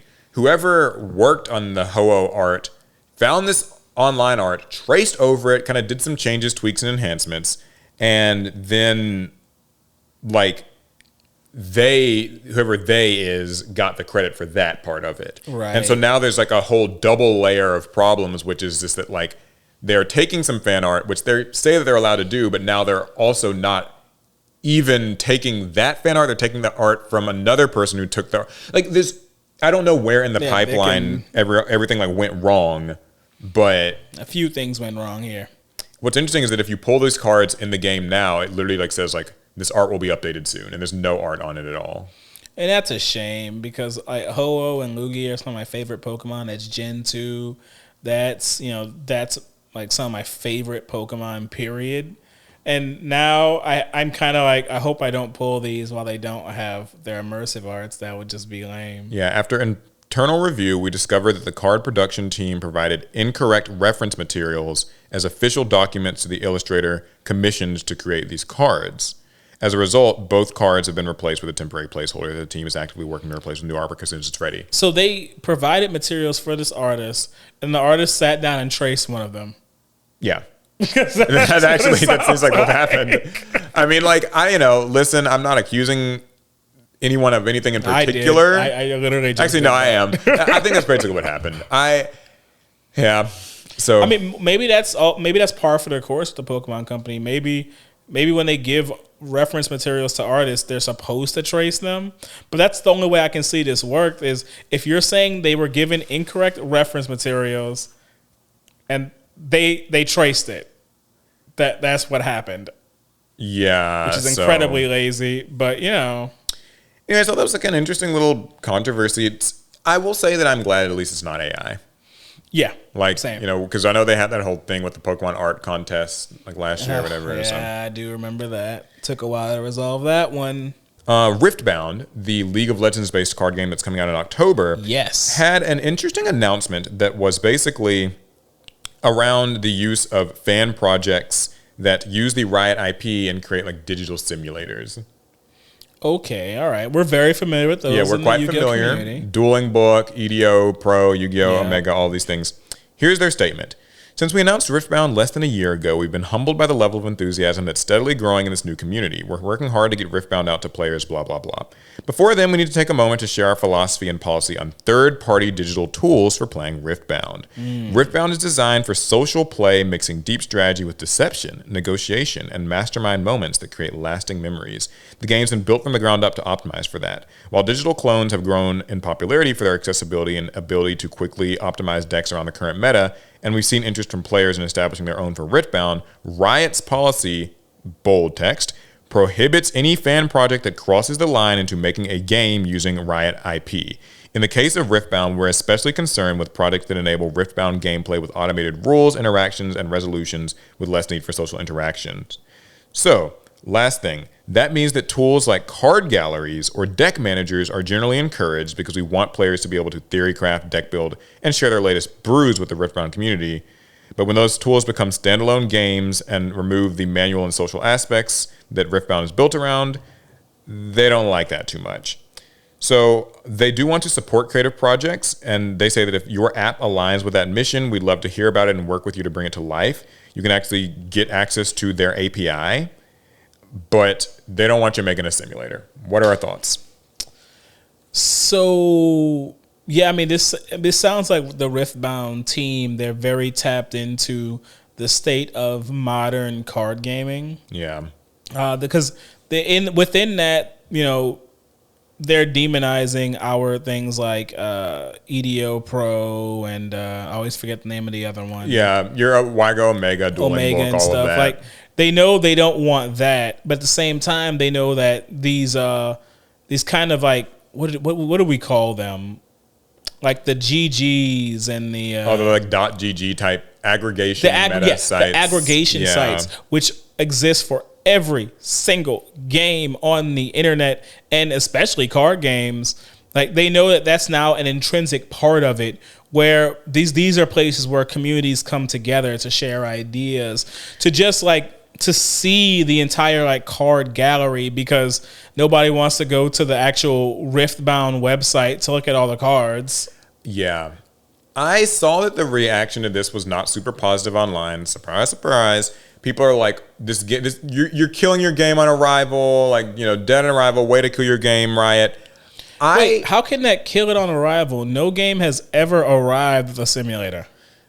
That's what people are saying. I'm just telling you what I've read. Oh, yeah. I disagree with it, though, because I think that they're honestly doing people a favor. I think that they know that Riot's got a lot of money, and they're probably going to be putting a lot of money into the marketing of this game and stuff. But much kind of like, you know, your Disney Lorcanas and stuff, you do not want these companies coming after you with a lawsuit for making your fan simulator. Trust me, I know that fan simulators are fun, but I think that they're doing the right thing in being transparent up front with people about like, listen, guys, like we know you're going to try to make these. Don't do it. Like avoid that lawsuit. Yourself. You don't want that trouble. So like, I'm not surprised. What it did make me think about though was I'm kind of reminded that it does feel like any new card game coming out in kind of the modern day, it is expected that you either have a digital sim or you've got one announced and on the way. Right. Like not every game even has that. And like, it's not to say that your game will fail or whatever, but you can see that growing expectation by players to like, you know, if you don't have one, we're going to make one. So you better announce something. Right. I mean, I remember, you know, the Digimon card game didn't have a sim for a long time. Then we got like DCGO, and while the game's like legality within the Digimon TCG is certainly in question, it just proves the point that people make, if they enjoy the game, they will make one, and to some degree, they kind of don't care if the parent company doesn't like it. Yeah, because until you actually like get a cease and desist and maybe they take you to court, this stuff's gonna happen. I know that also from the perspective of Riot and any, you know, parent company, the issue with a digital sim too is that like you're doing all this like play testing and stuff, but then you're not buying the cards. Yeah. And people's argument to that would probably be, well, this allows me to like test cards before I invest in a certain deck or whatever. But Riot doesn't want a fully digital Riftbound player, especially certainly one that they can't monetize in any way. And they really don't want you testing to that degree where you're being that selective with the product you're buying. Yeah. And that's why these cards still come in booster packs. They want you to buy into the surprise factor, the gotcha of it all. Or as they sort of seem to word it, the social aspects. So I thought that was an interesting angle to approach it from. They're sort of like, yeah, there's these social components to the game and we want you to sit across the table. Have you ever been yelled at in a game of League of Legends? Well, we want that for you here in Riftbound too. Yeah, I get to experience it elsewhere. So here's some examples of approved use cases. Deck builders, card libraries. Those are the only two. Yeah, just about. Here are the examples of prohibited use cases. No automated rule enforcement, where the software controls or enforces the rules. Makes sense. No standalone clients solely for Riftbound. We expect apps or mods that facilitate manual Riftbound gameplay to live within platforms broadly applicable to multiple games. In other words, tabletop simulator. Precisely. You can't monetize your app, including via in-app advertisements. Optional donations are allowed if payments are not accepted within your app, but rewards for play are not. No skill-based matchmaking, player-facing rank, or ladder systems like leaderboards, tournament brackets implemented. So it can't at all feel like a replacement to the actual competitive scene. And here's the one that did have me a little bit, and you sort of talked about this earlier with the aggregation sites. This one was a little confusing. No publishing or retaining metagame-defining data for Riftbound. Metagame-defining data includes, without limitation, play rates for certain decks or cards, win rates for certain decks or cards, or matchup win percentage differentials. Which, that kind of reminds me of something like the site Master Duel Meta or Duel Links Meta, where you can just kind of get more granular information like that. Yeah, I'm not sure. Like, I think that this is the sort of thing that feels like it's towing a weird line because, like, there's always going to be coverage of events and people that analyze events. And I'm assuming that they're okay with the person sort of being like, here's the top 16 of this last tournament and here's their deck lists. So I guess like you could always make like an infographic with that. But it sounds like maybe what they don't want is for you to kind of just have like these hard percentages. I wonder if it's less so that you can't track official like Riftbound statistics, or more so you can't like have your own like private data. You think you're right. I think you're right. You know, we've talked about it before in the Yu-Gi-Oh space. Like Duel Links, Master Duel Meta became this kind of parasitic entity for Duel Links and Master Duel, where they started running their own events. They had their own like they had their own tier list and kind of resources. They turned those games into their own money making economy and their own ecosystem. If Master Duel or Duel Links added something, that means you added something to them too. And I think they're trying to avoid that parasitic relationship that can form where just some enterprising individual will say, I'm going to make an entire thing off your game. And which, to be clear, like, I use Master Duel Meta. This is not me saying like Decade is evil, he's the devil, right? I want to be clear about that because I think those resources are cool. But I think that from Riot's point of view, it's bad business if someone can just make money off of you and you don't get anything back for that. Now, you might argue that, you know, that Master Duel and Duel Links Meta keep people into the games and, you know, and I think that they do. I think that there is like something to be said about like people that have increased enjoyment of Duel Links as a result of like, you know, but I think in the case of like Konami, if they owned Master Duel and Duel Links Meta, there wouldn't be a problem. But they don't. And you know how corporations are. They don't like to share. So I thought that was kind of an interesting thing about Riftbound. There's also more information I've seen that's like been coming out about Riftbound, more card, you know, reveals and demo things and like organized play announcements. But that was the big one that I wanted to share. So I'd love to hear anybody's thoughts on the matter, how they feel about it. Do you think that they will maybe be announcing their own simulator and maybe their own like sort of meta tracking website stats, whatever? Because it is Riot Games, so like League is quite popular as an esport. So like I wouldn't be surprised if there's an element of that in the works. Right. Ready or not, age verification is rolling out across the internet. Age verification? Like, yeah, so on July 25th, the UK became one of the first countries to widely implement age verification. Its Online Safety Act requires sites hosting porn and other content deemed, quote, harmful, including Reddit, Discord, Grindr, X, and Blue Sky, to verify that users are over the age of 18. And the early results have been chaotic. While many services have complied, some have pulled out of the country rather than face the risk and expense. Users have tricked the verification tools or bypassed them with VPNs. It's just a taste of the issues that many other countries might face as they launch their own systems, and it's a situation that privacy and security experts have long warned about, though to little avail. So, just a little bit of background on this. Following a years-long political push to make the internet safer for kids, age verification has started seeping into online spaces across the globe. Lawmakers in the United States, Europe, Australia, and elsewhere have all passed age-gating rules, and platforms have begun to comply. So the likely methods for verification are similar to those in the United Kingdom. Platforms typically ask users to either enter a payment card, seems risky, upload a government-issued ID, or even take a selfie, or use a third-party platform to use their data and estimate their age. That kind of reminds me of like the Orb, if you remember that, when that was like age verification. I remember the Orb. Thing. Whatever. Maybe the Orb becomes more relevant now. Yeah, most rely on third-party sites like Blue Sky uses the Epic Games' own kids web services. Reddit is working with Persona. I've never heard of this. And Discord is partnered with a company called KID. So basically a bunch of like different third-party sort of age verification services. Hit me. What do we think? I say sure. I mean, like, there's more like pornographic material on the internet than there ever has been. And I think, I mean, I'm not a kid anymore. And because when I was a kid, I had such a limited internet access. I couldn't even really imagine. So, but I find it hard to imagine being a kid today and like existing without seeing porn, because, you know, my normal day, if I just browse even the most tamest of websites, it feels like it's everywhere. I'm going to see something. I will say, yeah, inappropriate content feels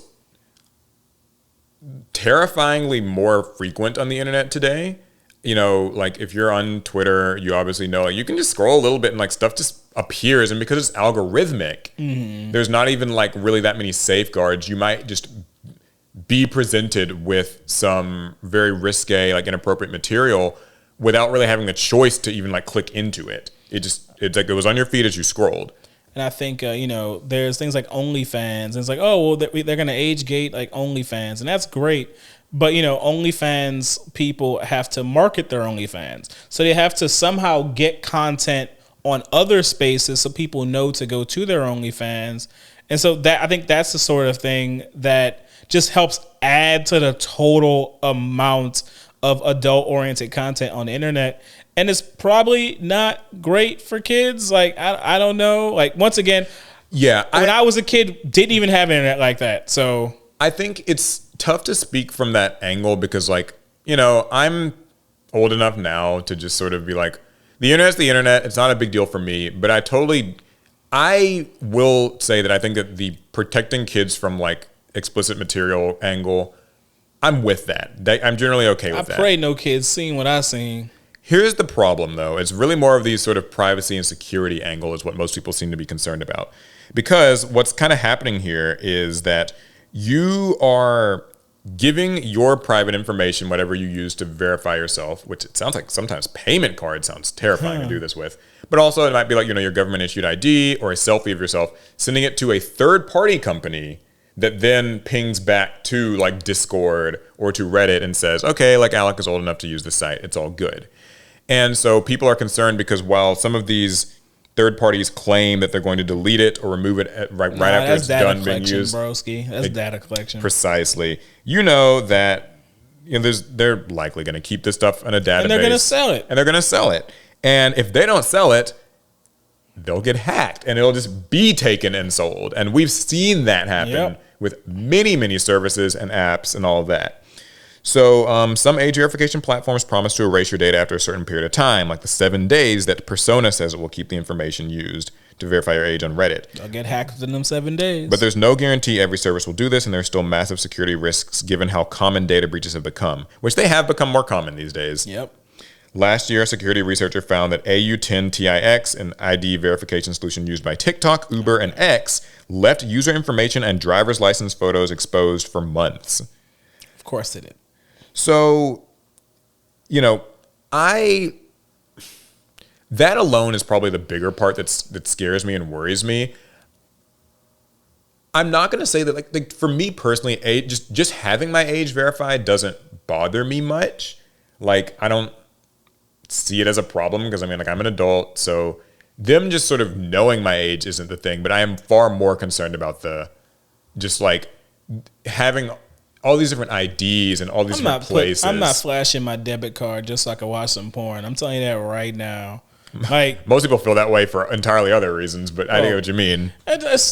Come on now. Like, my payment cards are, at least that's how I feel, they're more important than even my identity. I'd rather you know like who I am, where I live, and like how old I am than you to have my bank account information. Because I gotta live off that. And if you get hacked, that means I get hacked. And I need every little penny I got in that account. Yeah. See, if you guys would just become channel members, he wouldn't have to say that.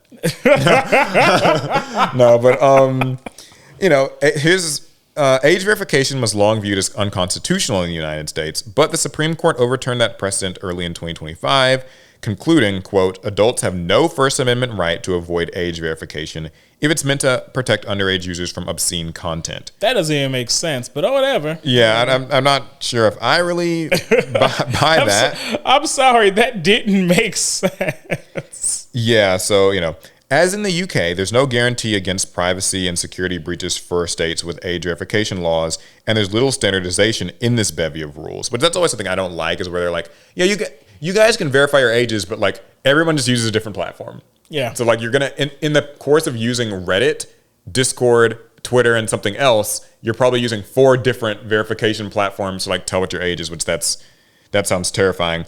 But also, efforts in the U.S. also coincide with escalating government digital surveillance and attempts to declare expressions of LGBTQ sexuality, like drag shows, as obscene, which raises the risks of handing over personal data even further. So that is a secondary sort of component to this where, like, not to get too political, but if in a government that maybe would not want you to express yourself in a certain way. Like fascism? Yeah, like that. Okay. Might not, they might like the idea of an age verification thing where Alec, I'm just trying to find out how old you are, that's all. But while you're at it, please just kind of show me the whole driver's license. Give me that whole credit card number. I want to kind of see your all of your social media things. Let's see what pictures you're posting. Who do you hang out with? Kind of getting more of a profile on you and then potentially using that to do who knows what, we'll say. So, yeah, I thought that was an interesting story, and that's all really cool and great. It's like I don't mind them knowing like what my favorite porn tags are. That's fine. But I'm sorry, I'm not going to give them payment information. That's not going to happen. You can even put my social security number next to my favorite porn tags, and I don't care. Like they get to know how much of a freak I am. But like protecting my bank account, that's way more important to me than like my identity from like the CIA or whoever. Thanks for sharing with the class. What? Glad to get that information from you. Well, you. this is about adult like content. Like that's the name of the game. Like some people are scared they might know what kind of porn I like. That is the least of your worries. Well, anyways, I bounce it back to you. So I actually pulled this story without even realizing that you had pulled the story that you just went through. Death Stranding looks so realistic that people are using Sam's face to bypass UK age restrictions. That's hilarious. That's what?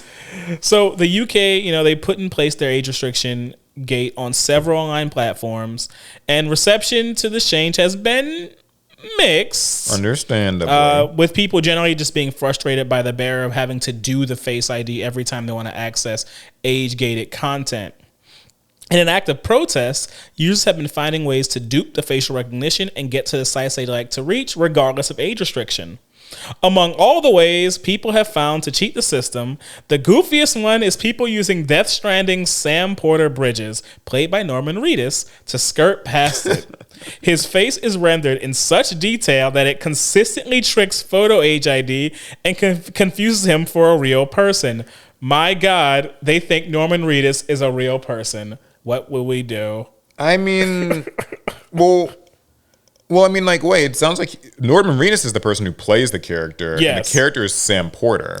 The problem is Sam Porter looks so much like the actor Norman Reedus. Well, because like all the games now it's literally like they use the whole, what is it called? Like the face scan thing where like face tracking. Yeah, I forget the name of it, but yeah, like that's basically what they use for that. So like it's like how in Cyberpunk, the guy based on like Keanu Reeves and the other one based on like Idris Elba, like they literally like look like that. They do. They really do. And like people have been posting all over social media. Mocap, that's the term. Motion capture. Like people have been posting all over social media the different pictures from or screenshots of Death Stranding they're using, because some of those age verification programs, they'll like ask you to make a certain expression, like looking straight ahead or open mouth, and they're just posting which screenshots they use to get past them and get on the Twitter. That's so funny. Like I root for it, because like if we're going to have this kind of slowly but steadily increased amount of like government surveillance, you best believe people are gonna find ways to dupe it. Like I saw a story, I didn't bring it to the pod, but it's like VPN use like soared in the UK after they passed this. Because people are, you can, I guess, use a VPN to bypass these things, at least for now.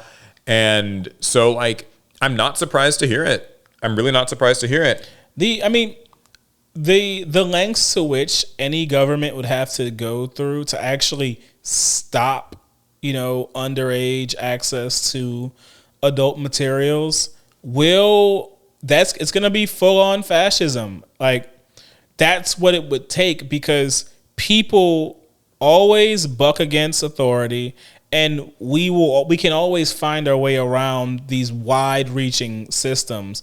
Like, it's a cat and mouse game for sure. Because in many states in the United States, porn sites have been like locked off with like age verification stuff for almost a year now. Yeah, it's been happening. But I have not heard a single person come say like, I can't watch porn anymore, man. I just haven't seen any. I have actually not heard a shortage yet. So, well, you knew it wasn't going to be a story without a little bit of AI in there as well. Not on this podcast. Call us the pod of AI. Yeah, we got a lot of segues because YouTube's new AI age verification is coming soon. Here's what's going to change. YouTube's going to start relying on AI to determine whether or not an account belongs to a teen or an adult and take actions as a result. So, in a recent blog post, they announced that machine learning would interpret a variety of signals to help us determine whether a user is over or under 18. First off, what do you think of this?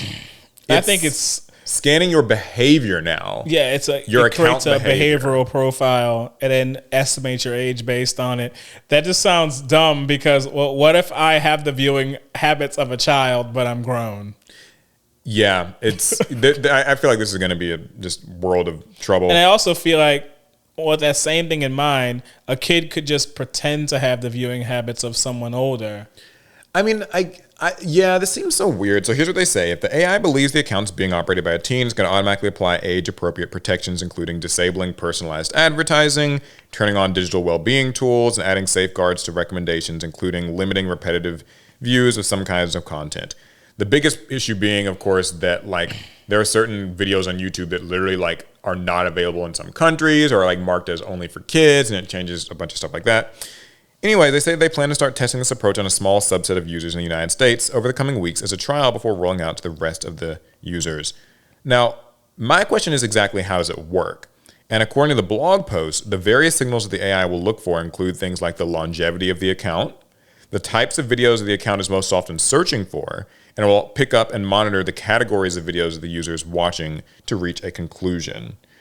I'm very curious about this. I'm genuinely, I feel like this can be very easily messed with. You can just look up music from the 90s. Let's say you're 12, right? And you know the system's in place. You just start looking up like old music videos and like interviews with like celebrities from the past. Yeah, they could just gonna be like, you're 47. And then a 12-year-old's like, yeah, I am 47, aren't I? Like, I know it'll be a thing that grows, and they can potentially learn how people want to circumvent said system. But I feel like it's a bit of a waste of time. Yeah. Like, don't get me wrong. When my little brother was first getting into social media, I would have loved it if YouTube would have automatically insulated him from the wider, like, YouTube. It's too late now. YouTube done wrecked him now, but it would have been nice had they caught that. But I'd be crazy to think that he wouldn't have found his way around it anyway. Now, here's what they say, that if it thinks that you're a teen and you're not, then you will provide either a government ID, familiar, or a credit card to verify. Not getting my payment information. What is up with people? Yeah, well, it's okay. They can just use your government ID, get all the info from that, make sure they know who's watching this account, that it's you. So, yeah, this is kind of one more bit onto that saga of like this age verification wave. Why is a government ID or credit card the standard here? It is interesting that those are considered kind of like these equals to each other. Like, I get that having a credit card means that I guess a bank already went and kind of like vetted you and whatever. So like they can trust that. But it just seems so like one thing is a government issued ID. Most places will have something equivalent to that. Or a credit card. Like I don't know. Something about it feels, maybe it's like my inner just doubt and like just suspicion of like, because like the idea of ever giving my credit card to even verify something. Because like, what if it just like, I guess they're not going to do this, but like, what if it just like signs me up for YouTube Premium? Or what if, like, it's just, or what could be interesting? What if you just handed off a bunch of expired credit cards to the local elementary school? All right, kids, these are all expired. You can't do anything with them, but you can use them for age verification. Have fun. Yeah, and so what's interesting is what they would probably argue is that, well, because they're expired, they're going to probably run it through like some verification to make sure that it's an active credit card. But then that makes me think, well, if they're using a system like that, then that means that they're like, are they going to do that like 1 cent charge thing? Like, you know how like with if you connect like a card to PayPal or something, yeah, I it's remember like, oh, we're going to like deposit a deposit penny nonsense. Or whatever. So I don't know. It is concerning. It's a shame because I think that fundamentally I agree with the idea of protecting kids online. It is a dangerous place. I'm just not sure this is the best way to go about it. I hate this style of protecting kids. Because it's this kind of like proactive, automatic style of protecting children that we're just that is proven not to even work in America. Yeah, because we gotta protect kids the same way we do when it comes to like guns. You just put a bulletproof vest on them and say good luck. Like, yeah, put a vest on them, send them to school. It's fine. Something else that I also will add to this is the reason why this is even such an issue that it is, and we've talked about this in this podcast before, is this disappearance of kids' spaces. And that's like a gripe I have with the broader internet, which is that basically every few months you hear about these stories like, the Cartoon Network website's getting taken down, the Nickelodeon site's going to be gone, like Warner Bros. Kids is, like, there are no more websites, because when we were younger, there were websites for kids, like that had games, like Nickelodeon games and stuff. All those sites are gone or on like life support. And now even if you're a kid who's like 11 or something, you are just thrust into Reddit or Twitter. And we all know how great those places are. And like, YouTube at least is sort of a pioneer in trying to do the whole like YouTube Kids thing, but like YouTube's still full of junk. And because YouTube Kids had its controversies. Yeah, people have gotten past even that. And so it's like, I think that the bigger issue is much like that whole death of third spaces that I've talked about in the past, where people don't have like a normal place to socialize and just be people and meet people. Because it's like, how do you meet somebody? How do you meet friends or partners if the bars are closing, skating rinks are closing, libraries are closing? So everybody all you really stays home. Yeah, and like so all you really have is like you can stay home or you can go to work. This is the similar equivalent to kids, where like if you are a kid and you just want to kind of engage with content from like Minecraft or your favorite like cartoons or movies, the places to do that are disappearing, and so you're just pushed onto the much more unsafe platforms because everything else has been consumed. Yep. So sorry, that's my rant on that. If you can't tell, I'm not like a huge fan of these things. So, just put a vest on the kids. I don't know what a internet vest is, but put it on them. Speaking of things for kids, there's one last serious story before we get into kind of our more fun stuff. ChatGPT launches a new study mode to encourage, quote, responsible academic use. Oh. Thank you, by the way, to the person who submitted this to us in the Pot of Greed questions. Appreciate that. They gave us a little heads up on this. So ChatGPT is launching a study mode that will encourage responsible academic use of the chatbot amid rising cases of misuse of artificial intelligence at universities. The feature, which can be accessed via the chatbot's tools button, can walk users through complex subjects in a step-by-step format akin to an unfolding academic lesson.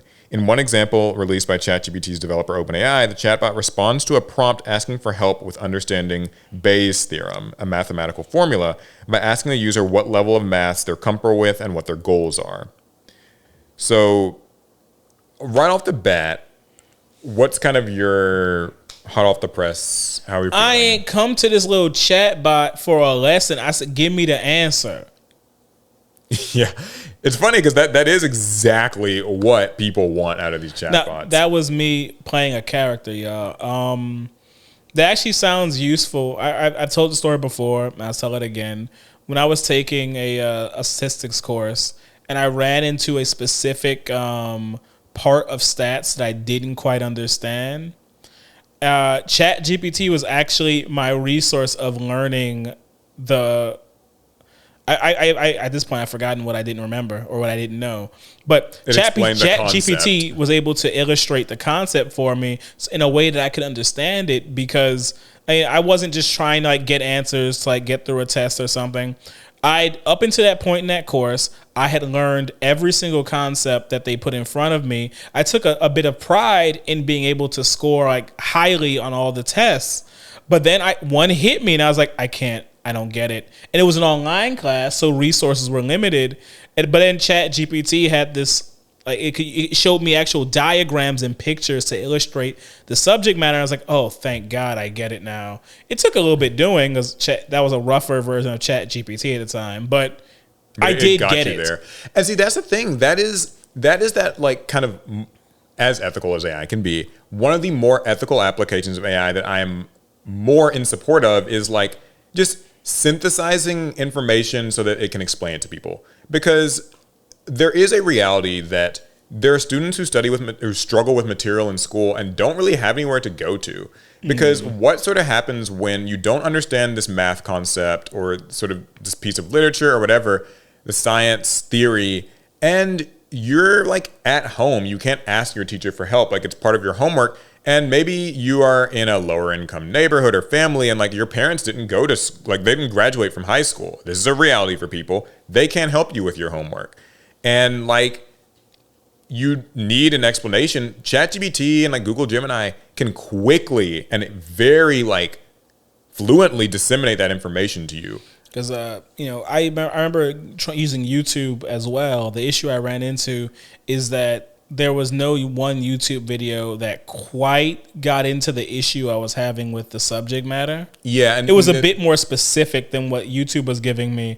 But ChatGPT was able to build the lesson around the question that I had. Yeah, and like, I know we're pretty hard on AI in this podcast often, but I really do genuinely think that is a useful thing. And I hope that if used ethically, ChatGPT could help like an entire like low income school district of students who don't, because like affording a school tutor is expensive, like, right? Like, tutoring and things like that. So this could be a useful tool for that. But the thing is, obviously, it's being released as academic communities grapple with the issue of AI misuse.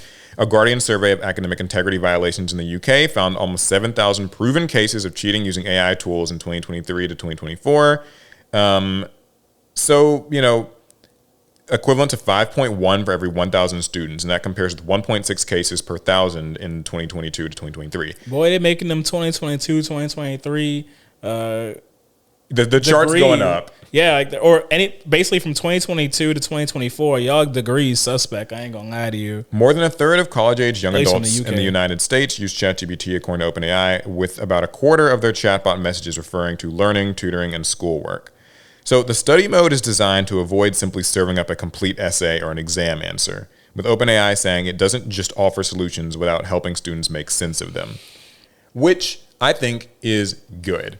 Like, this is kind of one of those things where the genie's out of the bottle, AI exists. I think that if you are trying to actively just pretend that it doesn't and just punitively tell students, like, no AI use, they're going to use it anyway. Yeah. Like, you're going to watch them work on it. This is like the best maybe middle ground that you could ask for from OpenAI.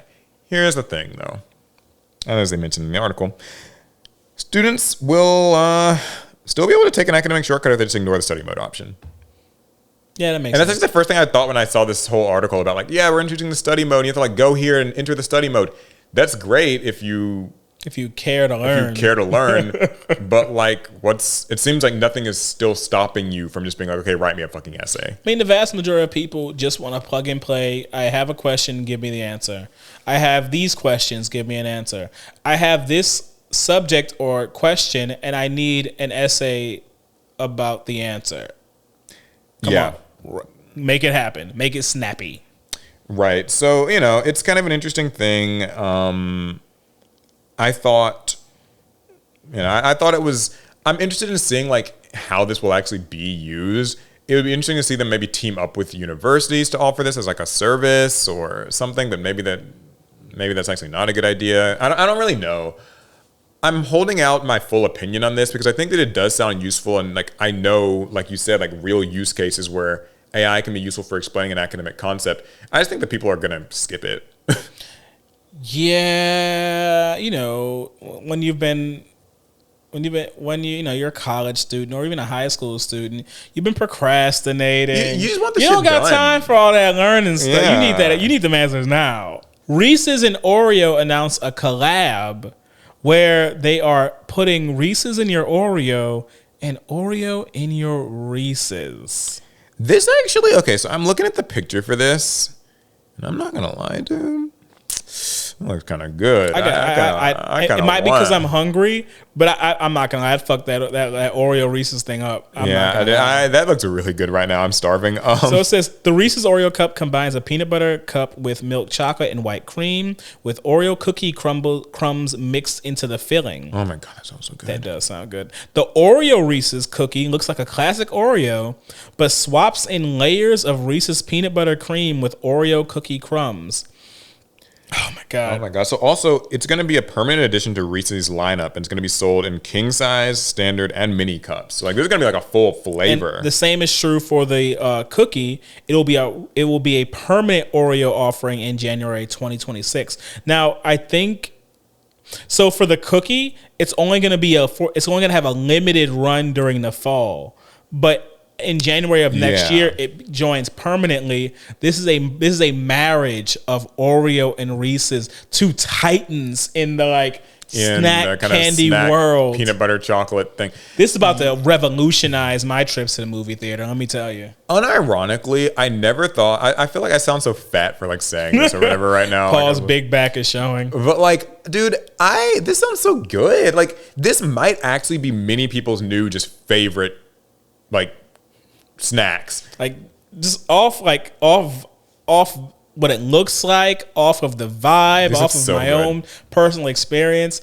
I feel like this can't go wrong. So now I'm scared that it will. What if it's just nasty? It can't be though. They're both good. But we've all, as children, we all had that stupid idea that if we like something and we like the other thing too, we could just mash them together and we like it more, and that's not true. This reminds me of the Reese's Coca-Cola collab. Do you remember that? How could I forget? Yeah, we tried it. We tried that on pod, and unironically, it wasn't the worst. It wasn't the worst thing. I found the Coca-Cola Oreos. It was Oreo Coca-Cola. Yeah, the Coca-Cola Oreos were pretty good. The Oreo flavored Coca-Cola, I couldn't taste it. Not as much. I didn't get it. I didn't see how that reminded me of an Oreo. There was a slight hint at the end of your sip that I took note of, and that was kind of all I got. So are we going to be doing a little taste test on the pod? Y'all don't want to see that because you're going to see me doing one of these. Yeah. So we're doing one, is what I'm hearing. Gobbling them down. That's not going to be a good look for the pod. We're doing one. One last funny thing too. It's a drop, sort of, because pre-sales begin August 18th on the Hershey store and the Reese's Oreo Cup, with Oreo's website opening early access sign-up starting July 30th. I'm getting in on that. Something that's so funny. Like, it feels like it's like a Magic the Gathering secret layer, like a sneaker drop. Like, be there for pre-sales. I'm gonna be in line on the fucking snack food. This is about to put me over. Y'all gonna see me like in a coma in a couple of weeks. Well, it's funny that we're talking about food because this next one is kind of tangentially related. No one wanted a Switch 2 Joycon holder that stores a box of McDonald's fries, but that didn't stop someone from making one. Yeah, so somebody created a Nintendo Switch 2 Joycon holder that can store a medium box of McDonald's fries while you play. Why? No idea. But not sorry they did it. So yeah, level up your snacking game with Game-A-Fries. The ultimate way to game with fries on the side, exclaims the creator, who uploaded a 3D print file to Maker World. So if you wanted to do this at home, you had a 3D printer, you could. Yeah, I'm looking at it. Yeah, with a 3D printer, a little time, and a big bag of magnets, you too can shovel fries into your mouth while simultaneously skidding around a corner in Mario Kart World. And it can even be used in 2 modes, controller and handheld. For the love of God. So yeah, like that's how it looks, and it's Look, I love a batch of like salted hot McDonald's fries as much as the next person. But I don't want to eat them while I'm playing my video game with both my hands. Yeah, because how the hell are you supposed to eat that? Well, it's like, hey, yeah, when are you going to find the time to lift up your, like, because, like, I mean, like, you're holding it and then, like, the fries are there. So I guess, like, maybe you can, like, grab them with a finger. But, like, how are you going to, like, lift up your hand and, like, eat? It doesn't make sense. If ultimately I have to take my hand off the game to eat the fry, then I might as well just have the box of fries just separately on the side. It didn't need to be a part of the peripheral. Like, it doesn't add anything unless you're supposed to just like a monster, just be holding your device like so, and your fries are right here, and you're just like, just eating it while you're holding gameplay. It. Like, just as like a caveman, I guess you could do that, but it doesn't really seem like the most efficient way. Or maybe it is efficient. My personal issue with it is just like the greasiness, because it's like, eating fries. Well, this way you wouldn't touch them. You would just not the caveman way, but it's like grabbing fries with your finger means like your fingers are going to be greasy. So like, I would hate for that to be like touching my Joycon again. Like, I'm very paranoid about. I don't like touching my. I don't want to touch devices anything with like greasy fingers or while eating. It's very random, and I just thought it would be fun. All right, well, you gonna try it? If I had a 3D printer, I would do it. If they sold one, I would buy one. But I don't have a 3D printer. Oh, that's lame. We have Paul eat the fries on pod. Yeah, and try to play fucking like Donkey Kong Bonanza with fries or Mario Kart or something. Okay, well, that brings us to the last bit of the podcast. We're going to answer some viewer questions that you guys submitted to us. Yes. As always, we appreciate your submissions, and you can submit them down below at the link in the description. So we'll read them out and, chat about them, talk about them, all that stuff. Should the rules for setting monsters be changed? Setting monsters feels increasingly irrelevant in today's game. What if setting a monster from your hand no longer counted as your normal summon, allowing you to do it multiple times per turn? And maybe what if setting a monster from your hand didn't require a tribute, even for level 5 or higher monsters? So basically this person kind of wants, like, what are ways that we could explore to buff the very slow, kind of antiquated aspect of setting monsters face down in Yu-Gi-Oh? Well, I don't think we could do those suggestions, because I think each one has something exploitable about them that probably wouldn't be very fun to play against. Mm-hmm. So face down monsters can still be used for like fusion summons. So if you're playing one of the plethora of decks that have like contact fusions, all you gotta do is just have the monsters on board. Yeah, that's true. That feels small. If like, it can be small, but then I think of like a deck like ninjas, right? If I open a hand of just like 3 ninjas, I set 2, I make Mazen special summons one from the deck. There's stuff like Gladiator Beast can also do with like, that. You can kind of just start like almost in this almost uninteractable way, start comboing off, because a set doesn't start a chain, so. I mean, it opens the game state. It does. So it does open the game state. So you can respond, though you might be hurting for responses to a set of a face down monster. Yeah, I mean, I'll say this. I think that being able to set like 2, like, you get 1 normal summon per turn. Right. I think getting like 2 sets isn't going to do too much. Or even just having your once per turn set not count as your normal summon. So like you can normal summon a card, and then you can also set a card. For flip effect decks, that could be quite good. Because there's this one monster, and I forget what it is. It's like wing, like it's this wind monster. It's got 1800 attack. I don't remember the name of it, but when it's normal summon, you can add a flip effect monster to your hand, from your deck to your hand. It's not part of an archetype. It's just kind of this random somewhat old like support thing. And it's not good because if you summon it and search a flip effect monster, you still can't set it that turn. You're just kind of like up a creek. So I think the idea of being able to like summon something like that, search for your monster that you plan to set, and then like set it, at least it gives the slightest bit of tempo and speed to a very slow strategy. That'd be fun in ninjas. You can set a ninja face down, normal summon the like one of the ones that like the insect ninja, and then she has the effect to negate monster effects by flipping one of your ninjas up and then her face down. Yeah, you can kind of secure yourself against a hand trap, and so a little bit like hand trap protection. It wouldn't. I do think that wouldn't be busted because it's fairly limited, and a deck that doesn't play flip effects wouldn't have much use for it, honestly. Yeah, I mean, like when I look at this kind of just giving like a liberal take on this. I really actually think that what this person's saying could honestly probably be perfectly incorporated and still wouldn't really make a huge difference. Like, Yu-Gi-Oh! Is so obscenely strong today. Like, the power level is so high that even if you could set, like, 3 good flip monsters, it is still the fundamentally passive nature of setting cards just puts you so far behind. You mean, you still, like, are you able to set them and then flip them that turn? Because if you are, then that kind of ruins the flavor of what a flip effect monster is, and that's just destroying it. But, like, you know, when monsters are set face down, they are, yes, like you mentioned, they're insulated against maybe like a bottomless trap hole type of thing, but also it means you're completely susceptible to like Raigekis, like evenly, lightning, like not, well, lightning storm can hit them, but like, you know, like any removal effects, you're a sitting duck, and you're still having to like wait through your opponent's turn to do things. Flip effects do need all the help they can get. They do. Like and even when Konami tries to make archetypes that are kind of decent for flip effect stuff, and I'll admit they did a great job with Mimighoul, you see how much work they have to do to like really force it to work. Because in order for flip decks to work, you have to get ahead of your opponent, and I don't know how you get ahead of your opponent in modern Yu-Gi-Oh. That's a hella by setting cards. It's not going to work. That is a very difficult prospect. I remember decks like Crawlers.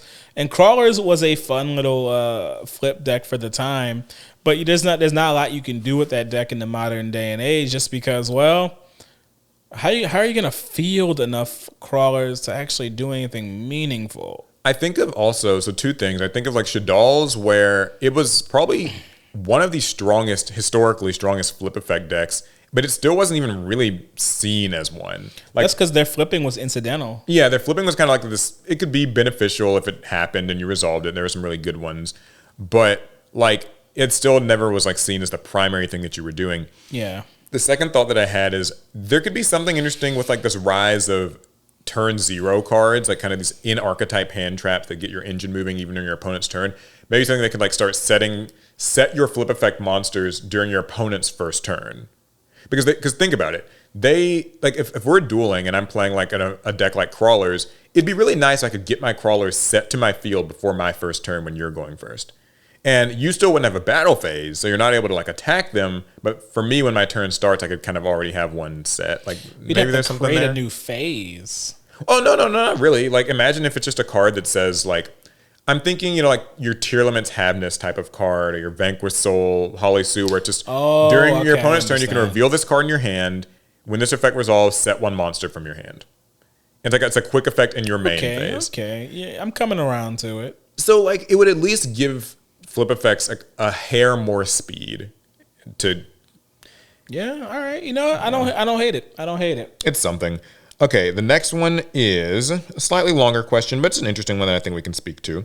My girlfriend wants to play Yu-Gi-Oh! With me. Congratulations. It's rare sometimes. Yeah, you have a girlfriend. I have a few decks I've made and have virtual versions of these decks in Master Duel. Before playing the cards, I thought it made sense to have her play Master Duel and use the decks to decide what felt right.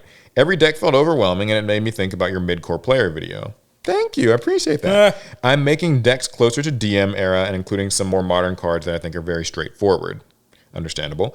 I know when you film duels for the channel, you play in a way that better extends the video and is easier to follow along for casuals. That is true. Do you have rules for yourselves or general things you keep in mind when making these mid-core duels happen? Yes. Yeah. Do we have rules? We do, and I will say, like, some of the rules are pretty, like, hard set in stone, and then others are more just, you gotta kind of, like, play it. Yeah, you gotta kind of feel it out. You know, some rules create themselves as we play the matchup.